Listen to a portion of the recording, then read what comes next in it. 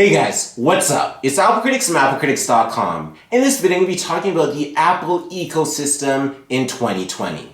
So the Apple ecosystem continues to grow with many new great devices, and in this video I'm going to be doing a justified video that attempts to encompass all of the great Apple products that are available and the reason why they're so popular and the reason why we continue to be loyal to Apple. So without further ado, let's go ahead and get straight into this video. So to start off, the definition of an ecosystem can be determined as ecosystem means a biological community of interacting organisms and their physical environment. So Siri said it right there, and it's kind of ironic that I had to ask my HomePod over in the corner to tell me what an ecosystem was. But once again, just reiterating what Siri had to say was that an ecosystem has a bunch of interconnectedness between living organisms in an environment. So that's the same with Apple products. You don't just get one Apple product. You end up getting an iPhone, and then maybe you combine that iPhone with a Mac, and then maybe you even combine that iPhone with an iPad, or you end up getting the AirPods with the iPhone, and then you end up getting the Apple Watch on your wrist, and then that brings that connectedness and loyalty to Apple. And you're probably all associated with iMessage on your iPhone, and that's one of the main reasons why you got an iPhone, because you don't want to see those annoying, ugly green texts, and you don't know if they received it or not, if they read it or not, when it was delivered. Just iMessage and certain levels of the Apple layer gets you with their Apple products. So basically, just getting an iPhone allows Apple to get their foot in the door, and then they sell you what you really want to be sold. So it's just like a car salesman in a way, and it's a technique that I actually learned in many of the marketing classes that I've taken.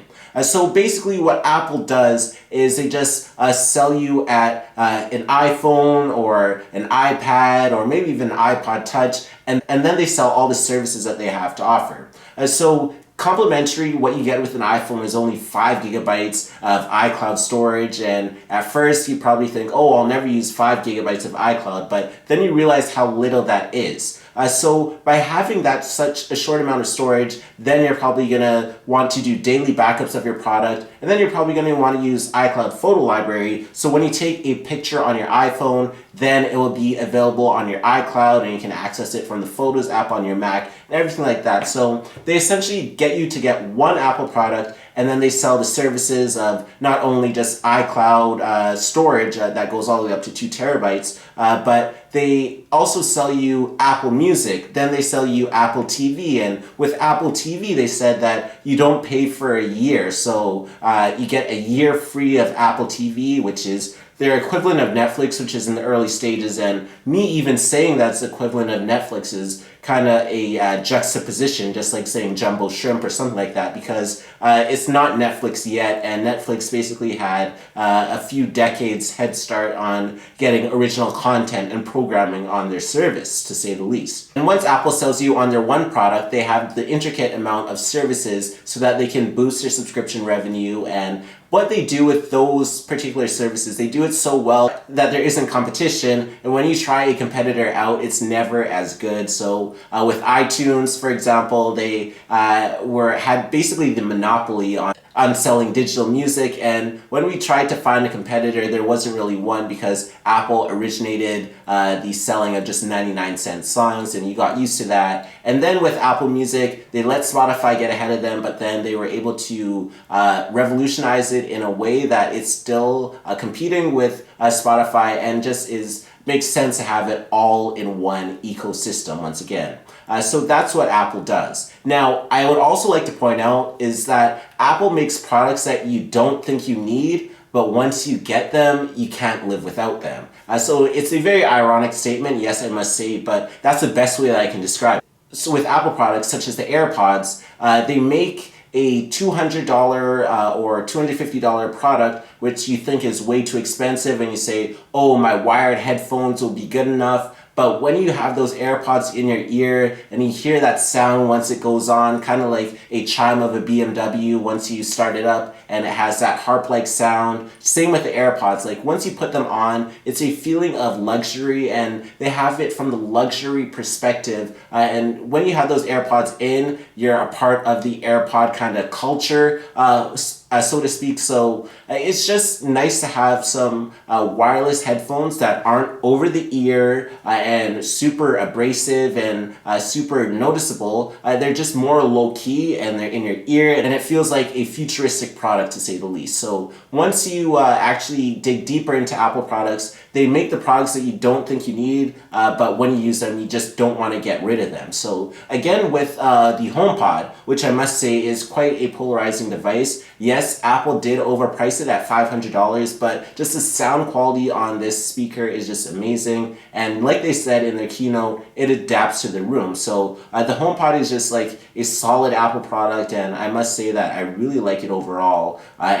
Yes, Siri may not be the smartest or perform commands like Alexa, which Amazon was able to perfect. And with Alexa, you have commands to order a product on Amazon with a snap of a finger. So it's just that Apple didn't choose to make the HomePod a speaker that was built around the voice assistant of Siri. It was just more of a speaker that had Siri, not Siri with speaker functionality. So it was in that order, and that's just what made it unique.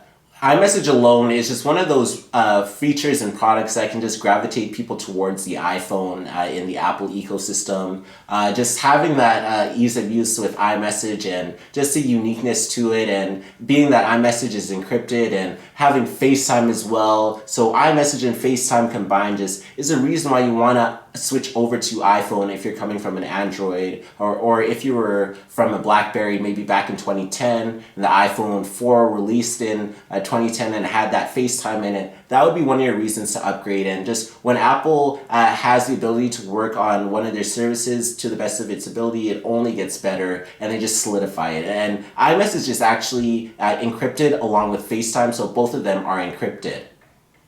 Now, the Apple ecosystem is very hard to replicate on the Android end. Say if you get the Galaxy S20, maybe you can get an LG smartwatch along with an Asus laptop that makes it all compatible. Yes, you can do it, but it's kind of fragmented in a way, and there's just not a unifying feature of them all together. Like say for example, AirDrop on the iPhone, where you could just drop a file or drop a photo and put it on your Mac from your iPhone within seconds, just like that. It's just very hard to replicate on the Android, and Apple is very shrewd with how they were able to compile a great ecosystem together, and it has not been replicated in any way that I've seen that is which is as good. So Apple just finds a way to innovate existing products and turn it into their own and make it better than the competition. And that's one of the major strengths with Apple, I must say. Now, I must say the software updates are another reason why the Apple ecosystem is the best. When it comes to the software updates, nobody is better than Apple, and that's just a simple fact. So when it comes to the overall software updates, Apple is very quick with them. They happen on all the devices, and there's no fragmentation. Whereas when it comes with an Android device, you may never see that software update for that particular software version. So you may never see it at all. So it varies depending on the manufacturer of the phone. So what Samsung may deem as a phone that will get the software update is different from when LG will get that update, and it's different from when the Pixel will get that update, because they each have their own skin to the actual Android software, and it's just slightly modified based on the manufacturer of the phones. So a Samsung software version would be different from a Google software version, and there's different provisions and a different framework within the actual software as well. That's another reason why the Apple ecosystem is better than the Google ecosystem, I must say, and any other ecosystem, and just Android in general. So iPhone would definitely be better with software updates. Now Google is getting better, but there's just definitely no comparison between the two, I must say. Now, the App Store is just another strength of the iPhone. There's no other online App Store for mobile phones that is better than the App Store in terms of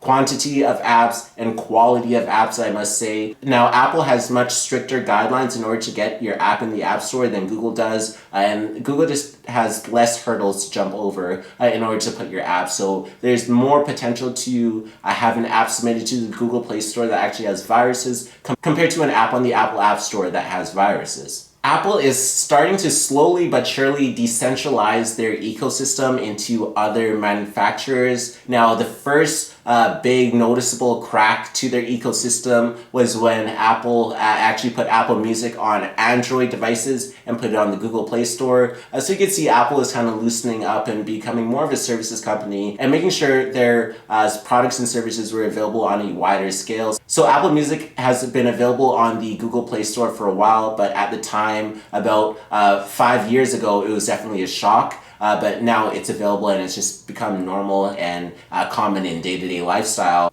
But I must say, recently with Apple bringing Apple Music to Samsung Smart TVs, that has been another way of Apple making the ecosystem a little bit wider and going a different way. And Apple also brought the Apple TV Plus app to Samsung Smart TVs as well. So you can see that Apple and Samsung are working together, and that's probably not the collaboration you're expecting after all the history between these two companies, with the back and forth of the patents between Samsung and Apple.